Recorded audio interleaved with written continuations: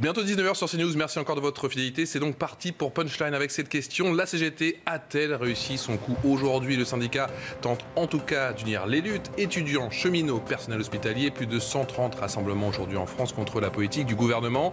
15 300 personnes ont participé à la manifestation parisienne d'après le comptage indépendant du cabinet Occurrence pour plusieurs médias dont CNews. C'est 11 500 d'après la police. Et puis sachez que des heurts ont éclaté en marge de la manifestation dans la capitale. Les syndicats font-ils peur au gouvernement? Les insoumis de Jean-Luc Mélenchon arrivent-ils à faire entendre leur voix? Et puis la stratégie jusqu'au boutiste du gouvernement est-elle la bonne? On en parle tout de suite avec nos invités, avec Florence Sinicki. Bonsoir, merci d'être avec nous. Vous êtes fondateur de la Frenchcom, expert en communication et gestion de crise. Et puis avec Antoine Léaumont, bonsoir. Merci d'être dans Punchline, responsable de la communication numérique de Jean-Luc Mélenchon. Mobilisation notamment parisienne, je vous le disais, ça s'est passé de la gare Montparnasse jusqu'à la place d'Italie. On va tout de suite rejoindre notre envoyé spécial pour CNews, Vincent Fernandez. Bonsoir Vincent, est-ce qu'il y a encore du monde à la fin de ce cortège? Alors il y a vraiment très peu de personnes, la manifestation est officiellement terminée. Les derniers manifestants sont arrivés il y a à peu près 20 minutes. La place, il y a de moins en moins de monde sur cette place tout simplement. Ici il y a eu des heurts quand même un petit peu à la fin de ce cortège entre des casseurs et les forces de l'ordre. Des heurts également pendant le cortège particulièrement violent. Il y a eu notamment des devantures d'hôtels qui ont été ravagées. Les CRS ont dû répliquer à coups de grenades étourdissantes ou encore de gaz lacrymogène. Vous le voyez, donc la circulation reprend tant bien que mal ici, place d'Italie ce soir. Le Paris semble plus ou moins rempli pour la CGT aujourd'hui avec plus de 15 000 manifestants, un chiffre bien en dessous de la dernière mobilisation de la CGT Fonction publique, c'était le 22 mars dernier avec presque 50 000 manifestants. Un petit mot, vous avez suivi effectivement cette manifestation parisienne tout au long de cet après-midi, Vincent Fernandez. Que vous ont dit ces manifestants? On a l'impression que c'était assez hétéroclite. Il y avait effectivement beaucoup de luttes, cette fameuse convergence des luttes voulue par la CGT. C'était l'objectif de cette manifestation. On a vu notamment des retraités, des étudiants, le monde hospitalier, le monde de l'éducation, des cheminots. Évidemment, vous le voyez encore peut-être derrière moi, les postiers également qui étaient en grève, qui étaient venus ici avec leur vélo. Chacun de ces mouvements avait sa revendication, mais ils avaient un point commun, c'était bien lutter contre Emmanuel Macron et les nombreuses réformes en cours. L'objectif, c'était bien donc de faire reculer le gouvernement, et pour la CGT c'était de prouver qu'elle est encore capable de mobiliser les manifestants. Merci beaucoup Vincent Fernandez pour toutes ces précisions depuis la place d'Italie pour CNews. Merci à Olivier Gangloff qui vous accompagne. 15 300 personnes d'après le comptage Occurrence pour CNews ont donc défilé aujourd'hui dans la capitale. C'est visiblement 3 fois moins que le 22 mars dernier. Est-ce qu'on peut parler d'une opération réussie pour la CGT? Non, on peut même d'ailleurs parler d'un échec, et la CGT perd à double titre. Elle perd parce qu'elle s'abîme dans l'opinion et qu'elle n'arrive pas ni à mobiliser et à unir les syndicats représentatifs, ni même d'ailleurs à convaincre ses adhérents de se mobiliser, alors qu'il faisait beau d'ailleurs, et elle perd en crédibilité à l'égard du gouvernement, le gouvernement n'hésitant pas d'ailleurs à faire fuiter que la CGT ne lui fait plus peur, 10 ans après que Nicolas Sarkozy ait lui érigé la CGT en principal interlocuteur syndical. Je vous vois sourire, Antoine Léaumont. Oui, je souris parce que c'est intéressant. Vous avez choisi les chiffres de la société Occurrence, qui est une société dont la directrice générale est une macroniste convaincue, dont les clients sont par exemple la SNCF et Keolis, qui ont donc des intérêts. Qui opère un comptage indépendant, on a pu le tester sur plusieurs manifestations. Mais justement, moi je conteste le problème de l'indépendance de ce comptage, puisque parmi les clients de la société, il y a la SNCF. C'est dans votre intérêt. Comment? C'est dans votre intérêt? Non, c'est pas dans mon intérêt, parce que la dernière fois, le chiffre de 47 800 en mars, moi, mon souvenir était que cette société-là avait indiqué un chiffre inférieur, j'ai l'impression que le chiffre que vous avez pris cette fois-ci est celui d'Occurrence et la dernière fois celui de la CGT. Mais mes souvenirs sont peut-être un peu limites sur ce point, mais en tout cas, sur la société Occurrence, il faut dire que le critère qui est mis en avant par les médias, qui est celui de l'indépendance, n'est pas respecté, puisque parmi les clients de Occurence, il y a la SNCF. Donc vous êtes en train de dire qu'Occurence... Attendez, je vais aller jusqu'au bout juste de ça. Il y a aussi Keolis dedans, qui est justement une des filiales de la SNCF, qui va avoir un intérêt à concurrencer la SNCF dans l'ouverture du transport à la concurrence qui est prévue par le gouvernement. Donc moi, je conteste ces chiffres. La CGT a donné des chiffres qui sont ceux de 50 000 personnes. Pour ce que j'ai vu... C'était aussi un petit peu la même stratégie du côté de Jean-Luc Mélenchon à Marseille au niveau des chiffres, puisqu'on a parlé de 5 700 personnes à Marseille, 5 000 personnes d'après la police, et 65 000 Lille, d'après les syndicats. Les Marseillais comptent toujours un peu large. Mais ce que je veux dire, moi j'étais dans la manifestation parisienne aujourd'hui. Je ne sais pas si c'était votre cas à tous les deux. Moi j'y étais. J'ai vu dans cette manifestation énormément de gens. Et en tout cas, il y a un objectif qui est réussi pour la CGT. C'est que la convergence des luttes s'est faite. Dans cette manifestation, j'ai vu des retraités, des étudiants, des chômeurs, j'ai vu des cheminots. Et j'ai même vu des travailleurs venus de pays étrangers, notamment de Belgique et d'Italie. Il y avait des cheminots italiens qui étaient venus en solidarité pour dire qu'ils sont opposés à l'ouverture du rail à la concurrence. Et pourquoi des cheminots italiens sont venus? Parce que chez eux, c'est déjà le cas. Ils constatent les difficultés qu'ils rencontrent avec cette ouverture à la concurrence qui est décidée par l'Union européenne. Donc cette solidarité européenne des travailleurs, elle est intéressante parce que c'est une réponse populaire à justement les politiques de l'Union européenne qui demandent cette ouverture à la concurrence. En réalité, M. Macron est en train juste de se plier aux ordres de Bruxelles et d'essayer de mettre en place ce que demande la Commission. On va écouter le sentiment de Philippe Martinez qui, lui, était très heureux de cette mobilisation. Ce qu'il faut que comprenne le gouvernement, c'est qu'il faut qu'ils arrêtent de nous prendre pour des imbéciles et de nous expliquer qu'ils veulent discuter. Chaque prise de parole du président ou d'un ministre, c'est pour nous dire on peut parler de tout mais on ne change rien. Ça, c'est pas notre conception du dialogue. On est prêt à discuter, on en a fait la démonstration. Mais je vous répète que pour discuter, il ne faut pas arriver avec un point de vue et en nous disant ce point de vue, il faut que ça soit le même à la fin. Là, très clairement, Florian est dans une bataille de communication avec, on a entendu bien sûr les propos d'Antoine Léaumont, ceux également de Philippe Martinez qui se félicite, qui parle d'un élargissement de la mobilisation, des mobilisations. C'est clairement une bataille de l'opinion là. Bien sûr, il s'agit de communication dès le départ. D'ailleurs, pour revenir rapidement sur les images qu'on a vues, mettre des vélos de facteurs, etc., pour montrer qu'il y a une convergence des luttes. Moi, je ne sais pas si elle existe ou pas. En tout cas, ce que je constate, c'est que c'est une mise en scène. Et c'est évidemment de la communication parce qu'il s'agit ici de remporter la bataille de l'opinion. Sur le second point, sur ce que vient de dire M. Martinez, moi, je crois au contraire que la CGT est perçue par l'opinion comme un syndicat inquisiteur qui a fait le procès systématique de toute action politique de réforme. Et c'est ce qui l'a abîmée et c'est ce qui fait aujourd'hui un handicap dans l'image qu'elle a dans l'opinion et qu'elle a à traîner. Antoine Léaumont, vous avez parlé effectivement de cette manifestation à Paris, mais aussi à Marseille, et aussi à Nantes, aussi à Lille. Il y a eu plus de 130 rassemblements, et ça, il faut reconnaître, aujourd'hui en France. Beaucoup de domaines différents, beaucoup de métiers différents qui ont été on va dire, rassemblés. Mais peut-on pour autant parler de convergence des luttes? Est-ce que ça a une importance au final? Alors, plusieurs choses. D'abord, sur le côté inquisiteur de la CGT, moi je veux revenir sur ce mot, parce qu'effectivement la CGT s'oppose à des réformes de manière assez systématique, mais parce que les réformes les réformes qui sont mises sur la table sont systématiquement des réformes qui sont contre les travailleurs. Donc au bout d'un moment, quand vous dites aux gens, écoutez, on va renommer les licenciements collectifs et on va appeler ça des accords collectifs, ben non, les gens ils sont pas d'accord. Donc oui, ils s'opposent à ce genre de pardon, ça m'a un petit peu perturbé cette arrivée. Il s'oppose donc à ce genre de politique. Et c'est logique parce que la CGT essaie de défendre les travailleurs. Et dans ce genre de cas, son rôle est effectivement de défendre les travailleurs, puisque ce qu'on a constaté dans les autres pays, c'était que les conditions de travail étaient moins favorables à l'issue des réformes. Ensuite, pour répondre à votre question, effectivement, pour moi, c'est un succès qu'il y ait eu autant de manifestations partout en France, parce qu'il n'y avait effectivement pas que Paris et Marseille, mais c'était plus de 130 mobilisations partout. Et enfin, la convergence des luttes, oui, c'est une solution pour répondre à Emmanuel Macron, par exemple. Est-ce qu'il y a vraiment une convergence des luttes, c'est ça? Oui, il y a vraiment une convergence des luttes. Par exemple, les gens, clairement, n'étaient pas contents, mais est-ce qu'il y a vraiment un point commun? Mais oui, bien sûr. Aujourd'hui, par exemple, il y avait les salariés du secteur de l'énergie qui étaient en lutte et qui faisaient des actions de solidarité. Et par exemple, dans les actions de solidarité...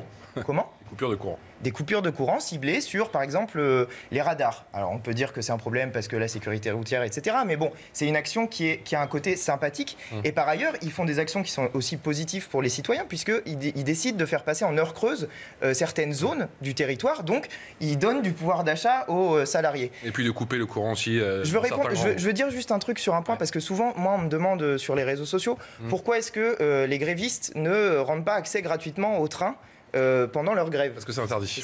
Parce que c'est interdit et parce que quand ils l'ont fait, ils ont été mis à pied en gros. Donc, bien sûr, et puis ça arrive sous le coup de la loi, ils n'ont pas le droit de le faire. Donc voilà, ils ne font pas pour cette raison-là. On a accueilli, on l'a vu, il vous a un petit peu perturbé au début, Alexandre Devecchio du Figaro, merci d'être avec nous. C'est une opération réussie aujourd'hui pour la CGT Solidaire. Je pense que c'est assez compliqué malgré tout pour eux. On voit bien que le mouvement a quand même du mal à prendre. Je me demande si leur stratégie de grève perlée finalement était la bonne, puisqu'ils laissent le temps aux gens de s'organiser. C'est une grève sans être une grève, et peut-être que la volonté de blocage de ce point de vue-là c'est raté. Il n'y a peut-être pas assez de nuisances pour interpeller l'opinion publique. C'est assez paradoxal, mais je crois que quand on veut réussir une grève tactiquement, quoi qu'on pense de cette grève dans ce pays, il faut faire une grève dure. Donc pour l'instant, la mobilisation est difficile. On parlait tout à l'heure de convergence des luttes. Bon, moi, je ne crois pas du tout à la convergence des luttes avec les étudiants ou les zadistes. Je pense que là, on est dans du gauchisme culturel qui n'a rien à voir avec les luttes sociales qui peuvent être respectables de la SNCF ou d'EDF. Et je pense que tout l'enjeu pour la SNCF, c'est pas tant de coaguler avec les zadistes ou les étudiants que de convaincre une partie des classes populaires, notamment du privé, que leur lutte est une lutte pour l'intérêt général. Et de ce point de vue-là, ils échouent par rapport à 95 où ils avaient réussi. Donc peut-être plutôt que de s'arc-bouter sur la question du statut, mettre l'accent sur le danger de privatisation et de fermeture des lignes qui pourraient avoir des conséquences pour tous les Français. Sur ce point-là, moi j'ai l'impression que c'est ce qu'ils font. En réalité, c'est pas parce que ce n'est pas ce qui transparaît dans les médias que ce n'est pas ce qu'ils font. Les cheminots actuellement qui sont en mouvement, justement, ils dénoncent les effets de la concurrence. Et les effets de la concurrence, on nous parle souvent du modèle allemand. Parlons-en du modèle allemand. La Deutsche Bahn, sur des trajets de 500 km, elle coûte 2 fois plus cher que la SNCF. La Deutsche Bahn, par rapport à la SNCF, elle a 78% de ses trains qui arrivent à l'heure. La SNCF, c'est 84%. Donc par rapport à la Deutsche Bahn, qui est donc la société allemande, je le précise pour nos téléspectateurs, elle est moins efficace que la SNCF. Elle investit moins, par exemple, aussi. Ouais. C'est-à-dire que la SNCF investit 2 fois plus que la Deutsche Bahn. Et après, on nous parle de la question de la dette. C'est facile, la question de la dette. L'État allemand l'a reprise, la dette. Pourquoi l'État français ne fait pas la même chose? Là, Monsieur Macron, c'est pas encore très clair. Il est en train de faire quelque chose. Il est en train de faire quelque chose, c'est de faire du chantage à la dette. C'est-à-dire qu'il dit, on va reprendre à condition que vous vous avaliez tout. Or, les gens ne sont pas d'accord pour ça, donc ils sont en lutte. Antoine Léaumont, je vous redonne la parole dans un instant. On écoutera bien sûr dans un instant Florence Iniki. On va prendre la direction de Lille avec notre correspondant Damien Deparnay. Bonsoir Damien, vous avez suivi la mobilisation de la CGT et de Solidaires du côté de la métropole lilloise. Comment cela s'est passé ? Eh bien écoutez, une mobilisation assez importante dans les rues de Lille cet après-midi. Plus de 4500 manifestants selon les premières estimations. La convergence des luttes était là aussi le maître mot de la mobilisation. On a ainsi pu croiser des profils très différents au sein du cortège, des cheminots mais aussi des enseignants du personnel hospitalier, des agents administratifs, des avocats, des retraités ou encore des étudiants. Évidemment, les raisons de la colère sont nombreuses. Réforme de la SNCF, de l'accès à l'université ou encore réforme de la justice ou politique fiscale, tous étaient en tout cas d'accord pour défendre la sauvegarde du service public. Et quelques jours après les 2 interviews télévisées du président Macron, eh bien les manifestants se sont dit méprisés par l'exécutif, d'où selon eux un durcissement de la mobilisation. D'ailleurs, quelques échauffourées sont à signaler au cours de cette manifestation lilloise cet après-midi. Des manifestants et des policiers se sont affrontés et quelques gaz lacrymogènes ont été lancés par les forces de l'ordre. Une question à propos de la SNCF. Que s'est-il passé ce matin, Damien Deparnay, à propos de la SNCF à Lille ? Eh bien écoutez, effectivement la journée de mobilisation avait commencé assez tôt pour les cheminots lillois, puisqu'ils ont envahi vers 7h30 ce matin les voies à peu près 200 ou 300 mètres de la gare SNCF, empêchant ainsi le départ et l'arrivée de plusieurs trains. 3 trains en particulier ont été bloqués sur les voies et les usagers excédés ont tout simplement décidé de tirer la sonnette d'alarme pour ouvrir les portes des véhicules et ont fini finalement leur trajet à pied en rejoignant la gare Lille-Flandre en passant par les voies, retardant ainsi un peu plus la reprise du trafic déjà fortement perturbé par la grève des cheminots. Merci beaucoup Damien pour toutes ces précisions en direct de Lille pour CNews. On va écouter un retraité, un étudiant et un facteur. Pas content. Tous les gens qui revendiquent justement pour leurs droits, ils se battent ensemble. Parce qu'il y a les mêmes raisons, c'est-à-dire les choix libéraux qui amènent au même résultat. Et là, c'est le moment de tout donner parce qu'on n'en peut plus. faut se coordonner avec les hospitaliers, les étudiants, les cheminots, c'est important. Faut rien lâcher, faut gagner quoi. Quand on voit en 2016 où on n'était pas autant de secteurs à converger, on était à Blal dans les rues, on a essayé de faire contrer cette loi, où très clairement on nous envoyait les CRS à chaque fois, sur une réforme qui fait partie de son programme comme celle-ci, c'est obligé. S'il n'y avait pas une convergence des luttes, on ne peut pas se faire entendre. C'est aussi le problème des étudiants. On est là surtout parce qu'il manque énormément de personnel, que les gens se fatiguent. On va dire, certes, on pourrait être là aussi pour nos salaires. Mais je pense que nous, notamment les collègues, c'est que surtout parce qu'il manque du personnel. Je pense qu'il y a l'impression que dans cette manifestation, dans ces rassemblements, il n'y avait pas forcément des gens qui étaient syndicalisés. On a entendu cette dame qui est du personnel hospitalier qui a l'impression qu'elle parle vrai, qu'elle nous témoigne de son quotidien.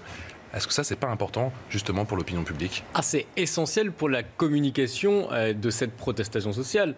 Mais cette mise en scène, elle ne suffira pas pour vous, à mise en scène, écarter la réalité, qui est qu'il y a aujourd'hui 15 facs sur 70 qui sont occupés, qu'il n'y a qu'une baisse tendancielle à observer de cette mobilisation sociale.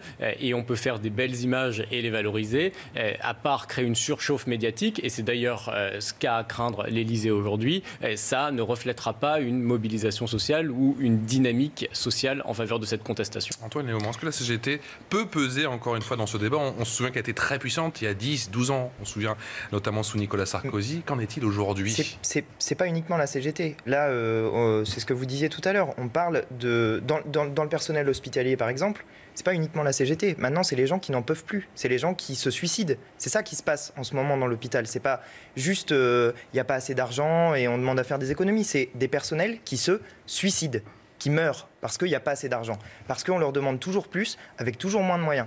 Là, on est à un niveau où le service public est en train de craquer de manière quasi sans retour.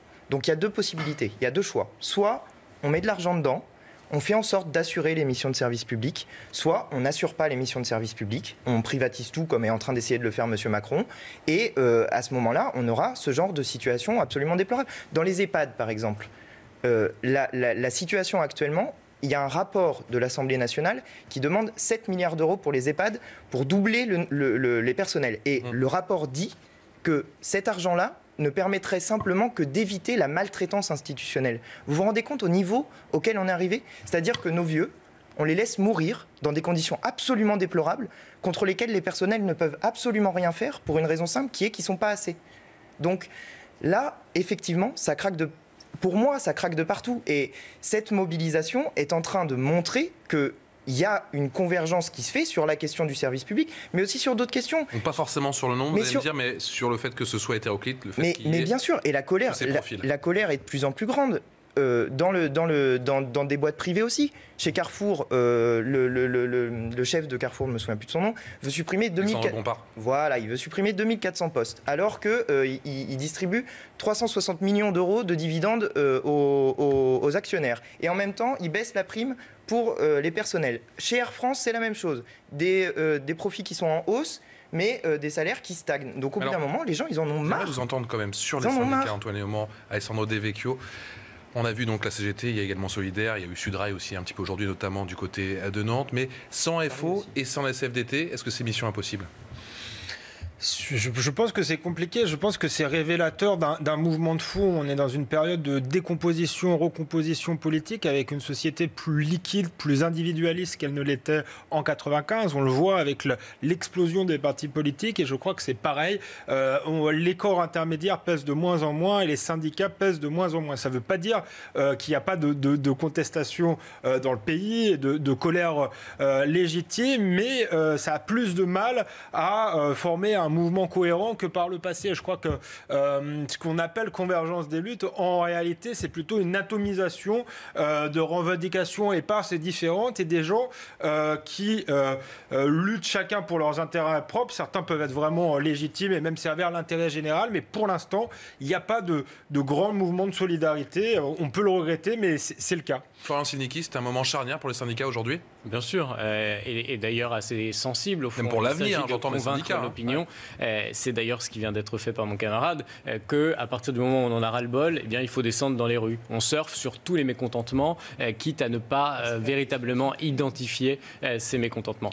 Par ailleurs, je trouve qu'il y a quand même toujours une difficulté aujourd'hui pour ces syndicats, c'est d'accroître ou de démontrer leur légitimité dans la rue alors qu'ils n'arrivent pas à mobiliser. On va écouter Richard Ferrand juste après. Ce sera votre sentiment, Antoine Léaumont. Une grève est légitime lorsqu'elle porte sur des revendications précises. C'est une politisation, au fond, du syndicalisme. Et je crois que ça ne correspond plus du tout à l'idée qu'on se fait à notre époque du syndicalisme. Ah oui? Au nom de quoi vous pouvez dire ça, vous? Parce qu'on attend des organisations syndicales qu'elles défendent les intérêts des salariés. Voilà, c'est les propos de Richard Ferrand au micro de Jean-Pierre Elkabbach. Votre sentiment? Mais c'est exactement ce qu'elles font. Mais sauf que le rôle de Richard Ferrand, qui est donc le président du groupe majoritaire à l'Assemblée nationale, c'est-à-dire le président du groupe En Marche, qui défend donc la politique d'Emmanuel Macron, c'est de défendre la politique d'Emmanuel Macron. Voilà ce que fait Richard Ferrand à la télévision. Or, ce que font actuellement... Je vous parlais tout à l'heure de la situation dans l'hôpital. Quand les manifestants et les syndicats parlent de la situation des personnels dans l'hôpital, ils défendent les salariés. Je veux revenir juste sur un truc. Vous disiez tout à l'heure que les syndicats essaient de surfer sur le mécontentement. Non, c'est pas ce qu'ils font. Il y a un mécontentement qui existe. Il y a des gens qui se mobilisent. Et les gens, ils sont adultes, ils sont assez intelligents pour savoir les raisons pour lesquelles ils se mobilisent. Ils sont pas toujours forcément... C'est pour ça qu'ils sont pas très nombreux et d'ailleurs de moins en moins nombreux, parce que les Français ont tout à fait compris qu'aller contester pour contester... Mais c'est pas contester pour... Au fond, il y a aujourd'hui une partie de l'opinion publique qui continue à louer à Emmanuel Macron sa capacité à faire bouger les choses. Et au fond, c'est ce qui embête beaucoup les syndicats qui ont du mal à surmonter cet aspect. Non, c'est faux. Par ailleurs, si on regarde il faut les relever sondages, que la France insoumise a tout intérêt. Aujourd'hui, oui, c'est moi qui la termine et je vous laisserai ensuite immédiatement la parole, puisque je ne vous ai pas coupé jusque-là, contrairement à vous. La France insoumise a évidemment ici tout intérêt à tenter d'incarner l'opposition contre ces syndicats qui ont d'ailleurs expulsé Jean-Luc Mélenchon dès qu'ils le pouvaient et sifflé des manifestations. Ça allait être ma question, justement. L'impression que les rapports ne sont pas forcément cordiaux entre la France insoumise et les syndicats. On l'a vu encore aujourd'hui avec la CGT. Ce samedi, nous étions dans une manifestation qui était appelée par les syndicats, les associations, les mouvements politiques de l'opposition populaire à Emmanuel Macron. Je ne sais pas ce qu'il vous faut. Et vous n'étiez pas dans cette manifestation où effectivement des images ont été sorties de 3-4 personnes avinées qui ont sifflé et insulté Jean-Luc Mélenchon avec des insultes dont franchement vous n'auriez pas à relayer sur ce plateau. Mais bien sûr que oui, il y a des gens qui en manifestation sont pas d'accord avec Jean-Luc Mélenchon. Et c'est pas ça la question. Mais vous parlez jamais des gens qui sont d'accord avec lui. La dernière fois qu'on a fait une manifestation, les cheminots ont invité Jean-Luc Mélenchon à venir taper sur un truc. D'ailleurs, vous avez passé les images sans arrêt sur les chaînes d'infos ensuite. Je suis désolé, il y a des gens qui ne sont pas d'accord, des gens qui sont d'accord. Mais majoritairement, les gens qui sont dans ces manifestations, ils sont d'accord avec la politique que nous voulons mettre en œuvre. Ce avec quoi ils ne sont pas d'accord, c'est avec la politique d'Emmanuel Macron. Donc effectivement, il y a des convergences qui se font entre des syndicats qui demandent la fin de ces politiques libérales, la fin du suivisme de la Commission européenne et ce que nous proposons nous. Et effectivement, nous avons, un intérêt à ce que la contestation augmente parce que nous sommes opposés à la politique d'Emmanuel Macron et nous soutenons toutes les mobilisations sociales parce que nous avons envie que ces réformes ne passent pas parce qu'elles sont contre-productives et inintéressantes pour les Français. Oui, c'est un peu un deuxième échec pour Emmanuel Macron, pour Jean-Luc Mélenchon après la loi travail où il avait essayé d'organiser de grandes manifestations et il avait finalement assez peu pesé. Non, puisque la loi travail est passée. On peut le regretter, encore une fois. Moi, je ne suis pas forcément favorable à toutes les réformes libérales, mais la France insoumise n'est pas forcément très efficace pour l'instant dans son opposition. Et précisément, je crois, parce qu'elle est coupée d'une partie de l'électorat populaire qu'elle prétend représenter, qui parfois préfère se tourner vers le Front National, justement parce que je pense qu'il y a une partie de cet électorat-là qui peut être attentive sur la question des fermetures des lignes, etc., sur la question des personnels hospitaliers, mais qui ne comprend pas, par exemple, le désordre dans la ZAD, le désordre dans les universités, où on ne comprend pas très bien les revendications. Et je crois que cette volonté de tout mélanger est finalement contre-productif et vous coupe d'un électorat qui est pour plus de solidarité, mais qui en même temps pour une certaine forme d'ordre. Alors, si je peux me permettre, si vous ne comprenez pas les revendications, c'est que vous n'écoutez pas, parce que moi je les écoute, les revendications, et je les comprends parfaitement. Donc à l'université, ils sont opposés... Notre-Dame-des-Landes, l'aéroport a été quand même fermé. Mais oui. Et à l'université, on ne voit pas ce qui justifie des dégradations. Alors, allons-y, faisons-le point par point. À Notre-Dame-des-Landes, effectivement, l'aéroport est fini. Par contre, qu'est-ce qui se passe? Il y a des gens qui ont mis en place des projets agricoles que la préfecture refuse d'enregistrer. Pourquoi? Ils ont jusqu'à lundi pour les présenter. Mais oui, mais pourquoi ils sont en train de laisser... Ils laissent du temps. Là, le gouvernement est en train de reculer sur Notre-Dame-des-Landes. Au début, ils avaient fait scrogneux, on va tout virer tout le monde en 10 jours, vous allez voir comme ça va être réglé. Ils sont en train de reculer parce qu'ils se rendent compte que les gens sont sur place et sont soutenus. Ensuite, sur les universités, l'opposition des gens... On va revenir. On y revient après. Non, mais sur l'université, très rapidement, les gens s'opposent à la mise en place de la sélection. Alors le gouvernement dit pas du tout, il n'y a pas de mise en place de la sélection. Or, il supprime du code de l'éducation la phrase qui dit qu'il n'y a pas de sélection. Donc il met en place la sélection. Et par ailleurs, il ne donne pas assez de moyens à l'université. Le vrai problème est celui du nombre de places. La réponse rapide, après on écoute Jean-Luc Mélenchon. La sélection est quand même, à Sciences Po par exemple, c'est quand même une incroyable hypocrisie des gens qui bénéficient de la sélection. Là encore, il y a pas mal de gens chez les classes populaires qui aimeraient bien une forme de méritocratie plutôt que le tirage au sort et qui ne comprennent pas pourquoi des petits bourgeois de Sciences Po bloquent. Donc là, il y a une contradiction, je pense, extrêmement amusant qui est incompréhensible dès lors qu'on parle de la mise en place de la sélection, les gens disent vous préférez le tirage au sort. Eh bien non, je ne préfère pas le tirage au sort, je préfère qu'il y ait assez de place pour le nombre d'étudiants dont il y a besoin, parce que notre pays... Pour remplir des amphis de sociologie qui ne rapportent rien, qui aura du travail à la fin? J'ai fait de la sociologie, moi. Mais moi aussi, j'en ai fait. Mais alors vous voyez, on est deux à avoir un travail en ayant fait de la sociologie. Mais je pense qu'il n'est pas raisonnable. Vous venez de dire, il y a des choses pas raisonnables. On peut avoir un travail en faisant de la sociologie et des travaux très intéressants. On peut, mais pas si c'est encombré. D'écouter Jean-Luc Mélenchon. C'était à Marseille. Écoutez-le, toujours aussi inspiré quand il s'agit de tacler le président de la République. On en a connu d'autres qui faisaient les marioles comme ça. Juppé aussi, il était droit dans ses bottes, il a bien fallu qu'il les enlève. Hein. C'est pas une bonne façon de faire que d'annoncer aux gens je vais vous passer dessus, je vais vous broyer, je vais vous écraser. Bon, c'est pas des manières de procéder. Un président ne devrait pas parler comme ça. Un président ne devrait donc pas parler comme ça, nous dit le leader de la France Insoumise, Laurent Silnicki. Est-ce qu'il incarne toujours la principale opposition à Emmanuel Macron ou il est concrètement concurrencé par un certain Laurent Wauquiez? Non, clairement, aujourd'hui, Jean-Luc Mélenchon, d'abord, il faut saluer, cette image le prouve, le talent qu'est le sien, son talent d'orateur, son talent de communicant. Il a toujours des formules formidables. Superbe punchline, toujours, oui. Exactement. Aujourd'hui, Jean-Luc Mélenchon, il est fort parce que les autres sont faibles. Les deux partis traditionnels qui ont éclaté lors de la dernière élection présidentielle, ils ne sont pas capables de renaître. Et donc, évidemment, Jean-Luc Mélenchon, il tente d'incarner cette opposition, mais pour l'instant, l'opinion nous dit il est le premier opposant, il est incapable d'être une alternance crédible à nos yeux. Et c'est évidemment une difficulté pour Jean-Luc Mélenchon. La seconde, et c'est mon dernier point, la seconde problématique qu'il va devoir surmonter, Jean-Luc Mélenchon, c'est évidemment la montée en puissance de Ruffin. Et il y a un petit syndrome is no good ici, c'est la course des petits chevaux. Chacun veut prendre la place de l'autre et incarner personnellement le combat et du mécontentement des Français. Je vois d'autres lignées de la tête. Non, il n'y a pas de petite bataille entre Ruffin et Mélenchon. Non, mais parce que ça, c'est un sujet médiatique. Alors, il faut toujours inventer des nouvelles choses, etc. Vous savez, avec la France Insoumise, les chiffres sont faux, les médias ne parlent jamais des informations qui vous plaisent, mais attendez, c'est la démocratie. Vous pouvez voir effectivement que ça bosse. Vous êtes en train d'essayer de créer une histoire, Ruffin-Mélenchon, bon, c'est le truc qui amuse en ce moment, allez-y si ça vous amuse. En tout cas, ce qui se passe, c'est qu'on est tous mobilisés en même temps. Et d'ailleurs, on sera mobilisés tous en même temps, Ruffin, Mélenchon, les autres, dans la rue le 5 mai prochain pour s'opposer à la politique d'Emmanuel Macron et dire stop Macron comme nous l'avons fait à Marseille la semaine dernière. Par contre, moi ce que je veux vous dire, quand vous dites que nous ne sommes pas une force d'alternance crédible, c'est pas ce que disent les gens. C'est ce que disent les études d'opinion, c'est très clairement. Ah non, et c'est aussi le résultat de la dernière élection présidentielle qu'il faut parfaitement dire. Le résultat de la dernière élection présidentielle, on pourra en parler. Moi je pense que Emmanuel Macron, qui a été élu donc avec à peu près 23% des voix au premier tour, n'a pas été élu pour faire cette politique-là au deuxième tour. Il a été élu pour faire barrage à Marine Le Pen. Or, il s'inscrit dans une logique extrêmement libérale, alors même qu'au premier tour, c'était pas ce qu'avait montré... C'est pas vraiment une surprise, ça. Non, mais c'est pas vraiment une surprise. Parlons de la réforme de la SNCF, par exemple. C'était dans son programme ? Est-ce que c'était dans son programme? Non, c'était pas dans son programme. C'était dans un autre programme, celui de la Commission européenne, qu'il a oublié. Il a oublié de copier-coller cette partie-là. Sur ce point-là, il copie très bien. C'est assez juste.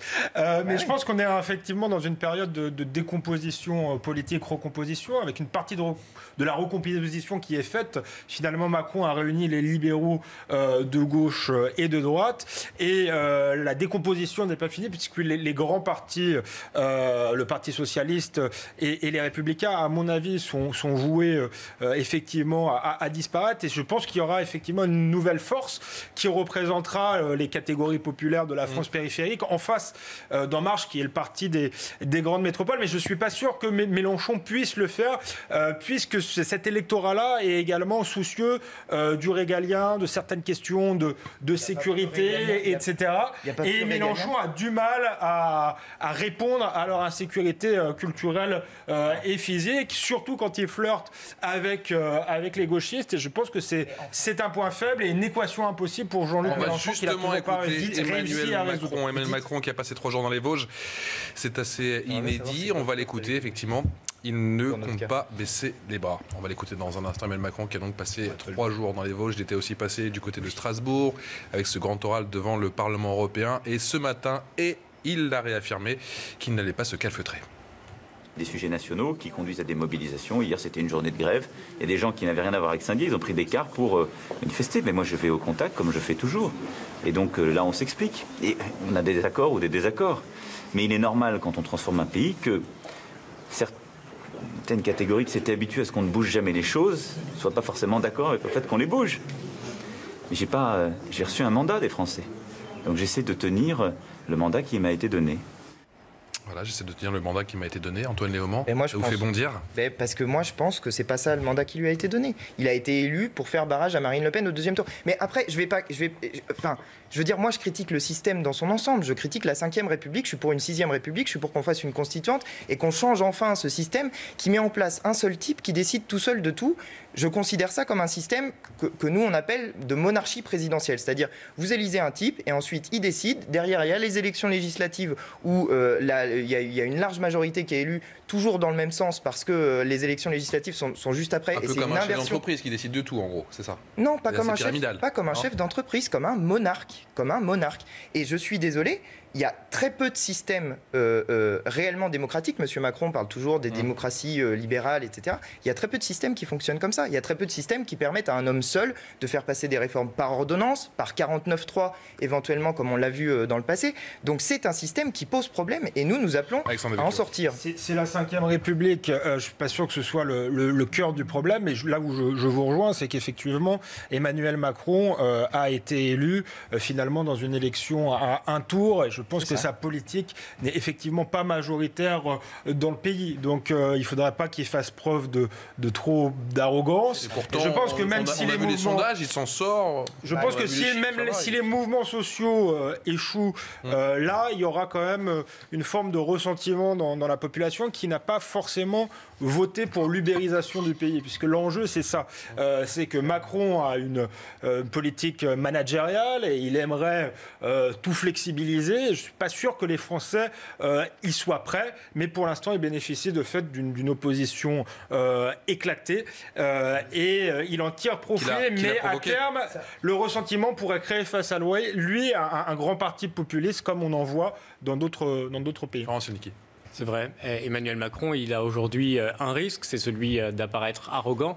Et cette arrogance perçue par l'opinion publique, elle pourrait exacerber les tensions. Ça peut rapidement se retourner contre lui en termes d'image. Bien sûr, c'est le risque. Et donc, il a tout intérêt à faire preuve d'empathie et de mettre en scène l'écoute et sa capacité de débat. Et c'est le sens des scènes vidéo systématiques que son compte Twitter et Facebook ont fait fuiter. Sur l'arrogance, c'est déjà en fait quelque chose qui est perçu par les gens. C'est-à-dire que quand on regarde les enquêtes d'opinion, les traits de caractères qui lui sont associés, c'est arrogance, il est éloigné des gens.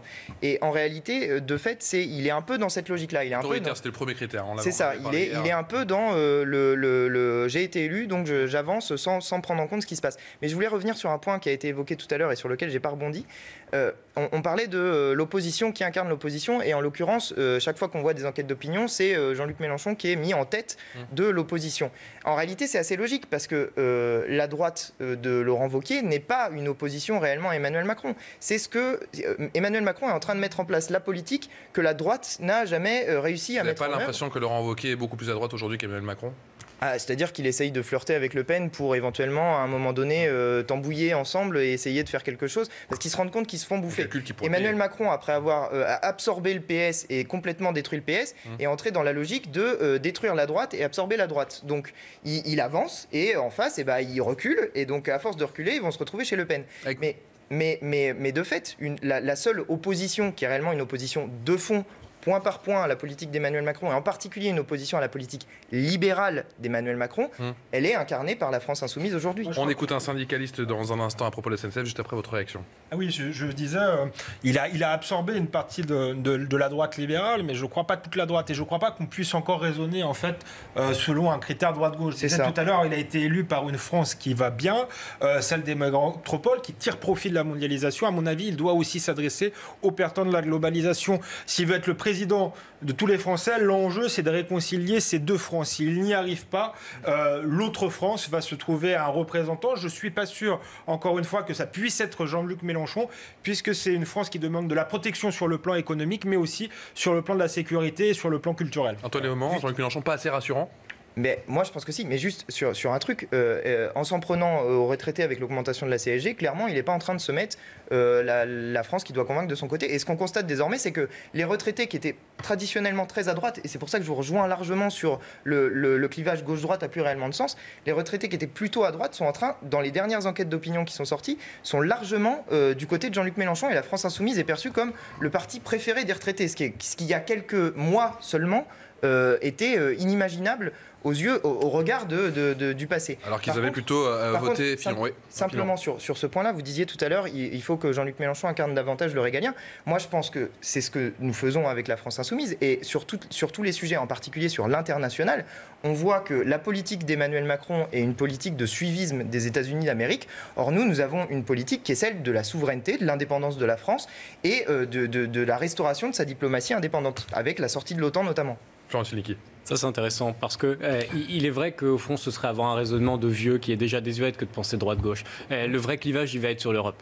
Le clivage de l'Europe, la frontière de l'Europe, elle traverse notre échiquier politique. D'ailleurs, on rappelle que Emmanuel Macron est aujourd'hui avec Angela Merkel. Ils se rencontrent. Les deux, j'ai envie de dire, les deux sont affaiblis. Angela Merkel, parce qu'il y a effectivement ce gouvernement de coalition et puis la fronde, bien sûr, sociale pour Emmanuel Macron. Et il faut dire d'ailleurs que cette question européenne, c'est la question que n'arrive pas aujourd'hui à trancher Laurent Wauquiez dans la reconstruction ou dans la tentative de reconstruction de son parti. Mais moi, je ne les comparerai jamais. Et puis, c'est une question qu'il n'arrive pas à trancher parce que c'est la question qui peut faire exploser et diviser en deux ce que sont les Républicains aujourd'hui. Et je crois que s'il choisissait une ligne mi-figue, mi-raisin, il serait condamné à l'échec puisque Macron est très clair. Il incarne le parti de l'Europe et je crois qu'en face, il faut quelqu'un qui assume un protectionnisme. C'est ça. Je vous fais écouter ce syndicaliste de Sudrail, c'était à Nantes, propos recueillis par Mickaël Chailloux pour CNews. L'interfédéral a décidé de quitter et de claquer la porte. Il y a un moment, nous, ce qu'on demande, c'est de repartir d'une feuille blanche pour repartir sur le fond et rediscuter de l'avenir du ferroviaire en général.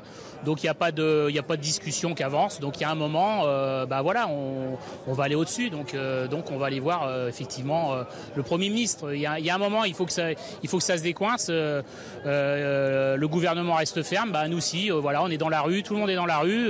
Il y a un mécontentement grandissant. Les chiffres des sondages montrent que justement les citoyens et citoyennes comprennent ce qui se passe.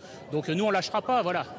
Alors, on ne lâchera pas le cri de colère, la frustration de ce syndicaliste au micro de Mickaël Chailloux, les syndicats qui en ont appelé au Premier ministre, Édouard Philippe, qui a émis une fin de non-recevoir et il laisse le dossier du coup à Elisabeth Borne qui, elle, affirme qu'elle ira jusqu'au bout dans cette réforme. Le gouvernement, jusqu'au boutiste, c'est clairement la solution ? Parce que là, on ne voit pas comment ça va s'arranger avec la SNCF. Ça peut passer. Je pense qu'il mise sur le pourrissement, sur peut-être un soutien de l'opinion qui pourrait être agacé par ces grèves, mais c'est quand même un risque. Et moi, je pense que ce dialogue de sourds témoigne quand même du fait qu'on est dans un gouvernement de techno. Quand même, la ministre des Transports aurait dû garder le contact. On voit que là, elle ne sait pas faire de politique, entre guillemets, avec les syndicats. Et à terme, il peut y avoir un retournement. Je pense que tout peut se passer. Et autant je ne crois pas à la convergence des luttes, autant la multiplication des désordres peut agacer l'opinion et donner le sentiment que ce gouvernement qui veut apparaître droit dans ses bottes, on a vu un Macron qui prétendait être le parti de l'ordre, n'est pas capable d'assumer l'autorité de l'État. On a entendu un Laurent Brun, patron de la CGT Cheminots, qui parlait de méthode qu'il qualifiait de voyou, puisqu'il y a eu quelques discussions. Et puis, il avait l'air d'apprendre les décisions dans la presse. Ça aussi, ça peut faire basculer l'opinion. Bien sûr, moi je souscris parfaitement à ce qui vient d'être dit. D'abord, cette ministre, elle a été incapable de mettre en scène ces discussions. Elle a été incapable de mettre en scène des avancées ou des solutions alternatives au projet qui avait été initialement présenté. Et ça, c'est un handicap absolu dans cette discussion. Une fois, vous êtes d'accord avec Antoine Léaumont. C'est ça, oui. Non, mais je suis d'accord, ils sont fermés à la discussion. Il n'y a aucune opposition de principe, jamais avec personne.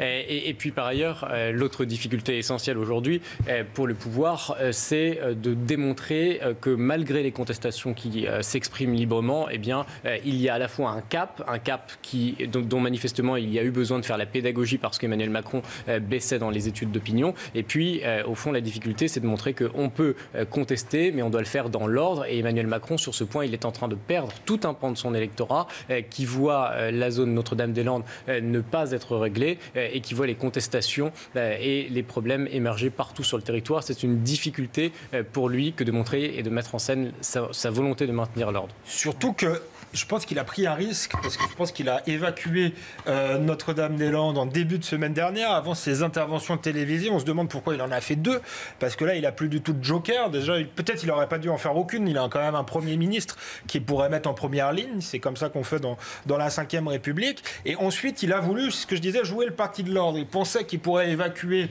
je pense, Notre-Dame-des-Landes en début de semaine et ensuite apparaître en vainqueur à la télévision. Et pour l'instant, c'est pas le cas. On a une aggravation de la situation. Oui. Donc, on se souvient du discours hier de Nicolas Hulot qui n'était pas top, effectivement, qui était un petit peu embarrassé. Je vous coupe Antoine Léaumont, on va prendre la direction sans plus tarder de la place d'Italie à Paris, où on va rejoindre notre envoyé spécial Vincent Fandège. On va faire avec vous le bilan de cette journée de mobilisation dans la capitale.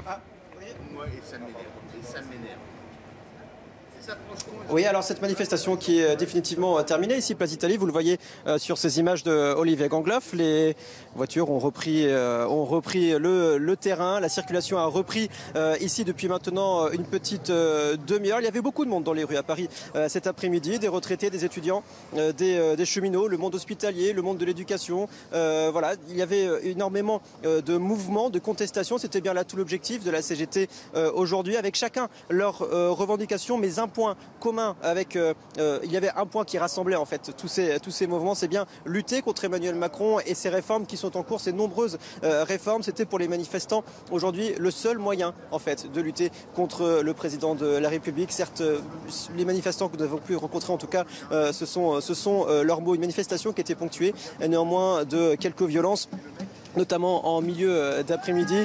Une centaine de casseurs s'en sont pris au CRS. Ils ont également dégradé, ravagé même des vitrines, des abribus, une vitrine et des entrées d'hôtels également. Les CRS qui ont dû répliquer à coups de grenades étourdissantes ou encore de gaz lacrymogène. Mais dans l'ensemble, cette manifestation s'est bien déroulée avec un chiffre en baisse, en large baisse par rapport à la dernière mobilisation. C'était le 22 mars dernier. Il y a eu plus de 15 000 personnes aujourd'hui contre presque 50 000 il y a quelques mois. Pour toutes ces précisions en direct de la place d'Italie pour CNews, vous êtes accompagné d'Olivier Gangloff. Antoine Léaumont, le mois d'avril, c'est la préchauffe avant le 1er et le 5 mai Oui, enfin c'est plus que de la préchauffe puisque les gens sont en lutte depuis un certain temps. Oui, mais je vous pose cette petite question parce que je me suis un petit peu renseigné. Il y a cette petite musique qui revient très souvent où, en réalité, notamment à la SNCF, il y a des chiffres qui disent que c'est en baisse, mais on a l'impression que peut-être les gens recommence un petit peu à travailler et se réserve pour le mois de mai. C'est ça, c'est-à-dire que faire grève, tout le monde discute du fait de faire grève et de l'éventuelle baisse des mobilisations, mais moi c'est pas ce que j'ai vu aujourd'hui. À mon sens, il y avait vraiment beaucoup de monde dans la rue aujourd'hui. Mais tout le monde discute comme ça, un peu en l'air, mais en réalité, c'est des gens qui perdent des journées de travail. Donc perdre des journées de travail, au bout d'un moment, vous en faites une, vous en faites deux, vous en faites trois. Vous avez les gosses à nourrir, vous avez le loyer à payer, ça finit par être un peu difficile. Donc effectivement, l'impression que ça donne, c'est que les gens sont en train de se réserver pour la suite. Et c'est pour ça que nous, on a proposé plusieurs fois qu'il y ait une mobilisation commune un jour de week-end pour lequel les gens n'auraient pas à perdre une journée de travail. Donc on tend la main pour faire cette journée de mobilisation. Il y en aura une le 5 mai, qui est un samedi, à laquelle on appelle tout le monde à participer. Rendez-vous est donné place de l'Opéra pour celles et ceux qui veulent venir.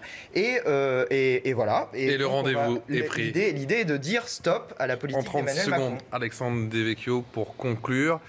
C'est la préchauffe avant ce qui peut être peut-être déterminant. Je pense que tout le monde en plus a dans la tête mai 68. Ça fera 50 ans pile poil. Le contexte soit le même, mais je pense que les acteurs là ont en tête mai 68. Il y a quand même un point commun, c'est que d'un côté il y a un front étudiant et de l'autre un front social. En 68 finalement les deux avaient fini par se séparer. Moi je pense que les grands vainqueurs avaient été les étudiants, les ouvriers, les cocus de l'histoire. Il ne faudra pas que ça se reproduise. Merci beaucoup à tous les trois d'avoir été dans Punchline. Merci beaucoup à vous, Jean Sidiki, Alexandre Devecchio et Antoine Léaumont, responsable de la communication numérique de Jean-Luc Mélenchon. C'est tout pour Punchline. Tout de suite, c'est 20h Foot avec Pascal Praud. Ils avaient quand même eu des augmentations de salaire.